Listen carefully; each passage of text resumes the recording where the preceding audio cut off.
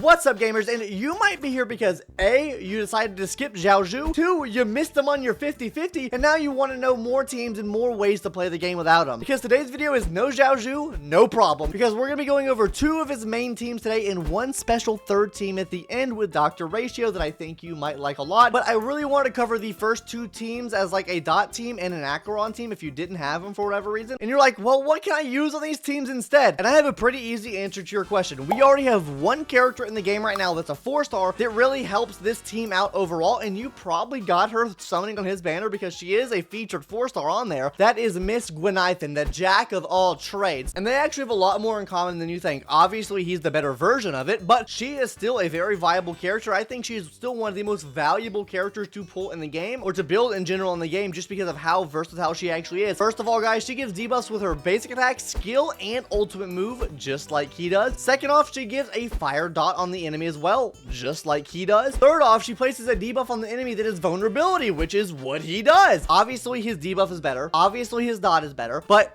on top of that, he also provides a lot more debuffs for the team than she can provide. With his old move, you're just providing debuffs left and right for your Acheron team, but that's not necessarily a must-have on Acheron teams. I was still able to complete Mach 11, Mach 12 with Guinaifen on these teams in fairly free-to-play friendly scenarios, which is what we're going to be talking about and showing you today. So without further ado, let's go ahead and hop into our first team, which is an Acheron team. Now, this Acheron team is going to be fairly free-to-play friendly. We'll go over all the light cones and stuff we're using on this team and like a short build for every single character here. So guys, what this team consists of is Acheron, Guinaifen, Pela, and then also Aventurine. Keep in mind here, guys, Aventurine is completely replaceable on this team. Realistically, you want either a Gallagher on this team because he procs a lot of debuffs off, or another preservation unit. Whether that be March 7th, Aventurine, or even Japard himself, you really want one of those characters on the team if you're not using a Gallagher here, because you might be using him on your break team, because of the fact we have Trends of Universal Market, which is the light cone that our tanks are going to be using in this scenario. Why? Because every time they get attacked, they have a chance to put a debuff on the enemy. So that means if you have some effect hit rate built in, namely if you're using a Japard, maybe not as much if you're using an Aventurine, but if you're using a Japard or a March 7th, you probably have some effect hit rate built in, meaning you have a higher chance of putting a fire dot on the enemy every single time they are hit, which gives Acheron more stacks up more frequently. So this means you're able to supercharge her ult even faster. I kind of see this as an alternate solution to not having Chef J on your team, because they are just able to supercharge this. Now, it can be inconsistent at times, so you really want to be focusing on the placement of your tanks.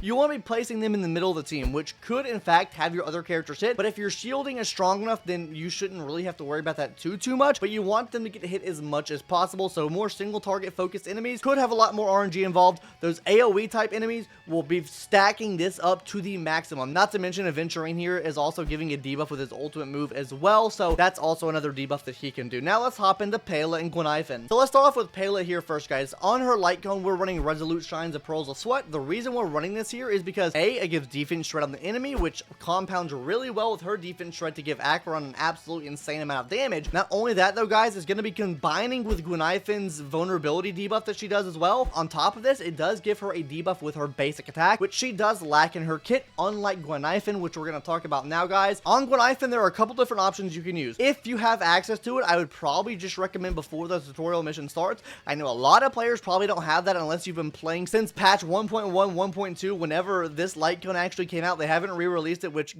please re-release this light cone. It's a really good light cone to use, but you could use that on her because you'll always have the enemy's defense shredded, so she'll always be getting that extra energy back to proc her ult off, which means more debuffs for Acheron overall. You could also run Good Night Sleep Well here. This is going to be giving you a damage increase for every single debuff you have on the enemy, and with her on the team, with her and Pela both on the team, actually, you're going to be stacking these debuffs up no problem. You'll have 3 debuffs on the enemy at all times with both of these characters on the team, so you're going to be a-okay amazing to go there. So if you don't have the other light cone we mentioned, this is another perfectly good option you can use. You can actually run 2 Resolute Shines of Pearls of Sweat in the team, and I know you probably would ask, why would you run this? Because you cannot stack these defense shredding stacks. I know that. You're not looking to stack these defense shred stacks here. What you're looking for is just another debuff application. So what this will do, right? Say you use Pela's basic attack, right? Bam! You get defense shred. Then you have Guinaifen come in. Say her effect hit rate's not high enough for some reason, right? And the enemy goes, oh, we blocked her dot. oh, we blocked the fire case application. It might not block this application. So this is another roll of the dice you're basically giving yourself to put another debuff on the enemy. It kind of reduces RNG just a tad bit to make Acheron's ult maybe come up faster for you, but it really just depends on what your effect hit rate is. If you're sitting like around a 50 to 60% effect hit rate,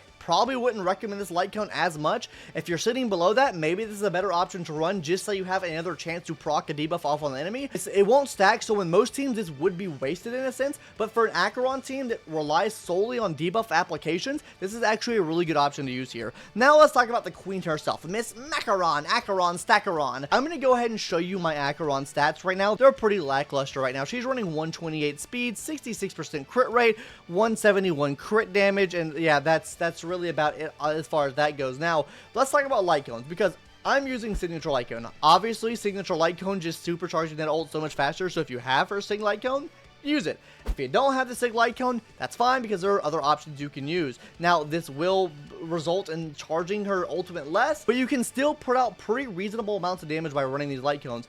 Good Night Sleep Well is an amazing choice for Acheron, especially if you have it S5. This is going to be so close to being on par with her Signature Light Cone. It's crazy. Obviously, her Signature Light Cone is still better, but this actually gets super close to the Signature Light Cone in terms of the damage you're able to do. So this is another option you can use. Also, if you got lucky and pulled Boundless Chero, whatever it's called, her 4-star light cone with her on it, you can also opt into using this as well. Why? Because the enemies will always be defense shredded with Pela on the team, right? So at S1, you're automatically getting that 24% crit damage all the time, and on top of this, you're getting a free 8% crit rate, which can help you with crit values if your crit values are all out of whack and is built like shit, right? This could be another great option for you to use here. Now, before we hop into our dot team, please hit that subscribe button, gamers. I would really appreciate it. My funds are low right now. The channel's in a decline, and I can't pull my mommy fees out.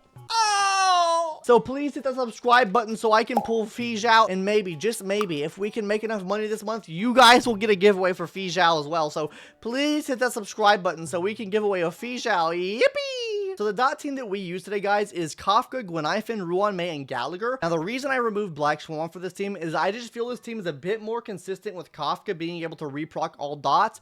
And not to say that Guinaifen, it doesn't fit into like a team with Black Swan, because she can reproc Black Swan's Arcana stacks.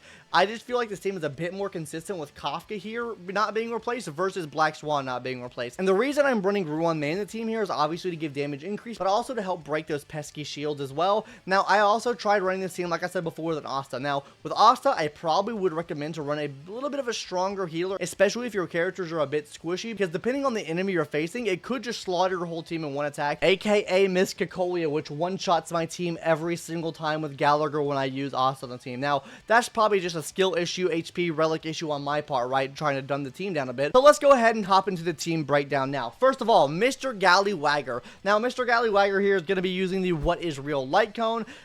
This is a perfectly fine light cone to use on him. You get it completely free to play.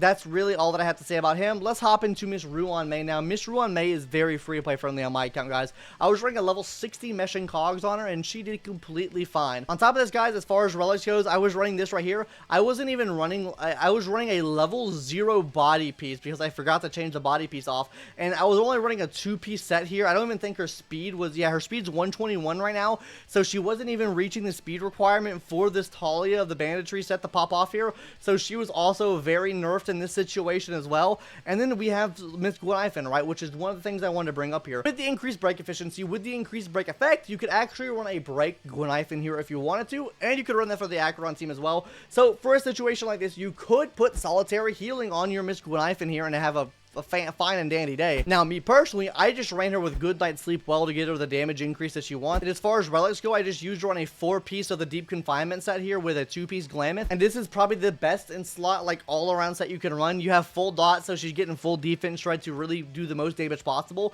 She was hitting for like 100k on this team, like over 100k on this team with her ultimate move with reprocking those fire dots. So honestly, a very good situation here. You can mix and match this team a lot with having Guinaifen on the team. And the main point I want to make about this team, why it's so good, this team's actually very versatile. As long as you have a Kafka or a Black Swan, this team can work. Because if you don't have Ruan May, for example, but you have Black Swan, right? You can replace Ruan May for Black Swan, have Guinaifen on the team. Like, it's still going to be a very solid clear time for you if you're running, you know, just 3 Inhility characters on the team and having your 1 sustain there, right? Or hell, you could put Rob on the team. That could also help you out as well. You could probably replace Kafka on the team as well, put Black Swan there, have Black Swan her, Ruan May, and also have a decent time handling that too. Like, there are just so much different variation with this dot team that I think this could actually come in clutch for you. in those scenarios where you just don't know what to use on MOC. Now that's really going to do it for my Guinaifen Glaze Fest. Let's go ahead now and talk about our special team here, our Doctor Ratio team, because I've seen a lot of people online using Chef J in a Doctor Ratio team. Well, I'm here to say that's absolutely not necessary at all, guys.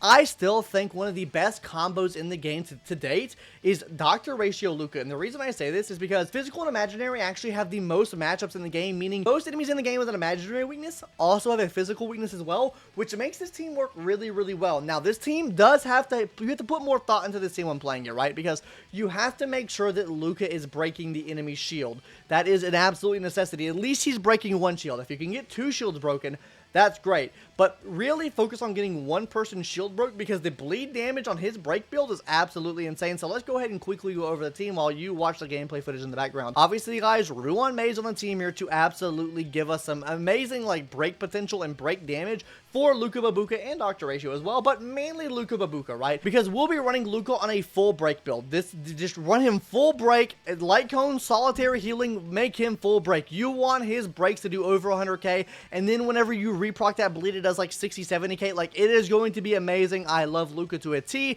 He is so good at this. On top of this, guys, is giving multiple debuffs to the enemy as well, because his ultimate move does give a pretty small vulnerability debuff to the enemy, which this is good, right? Because it's an extra debuff for Doctor Ratio to take use of.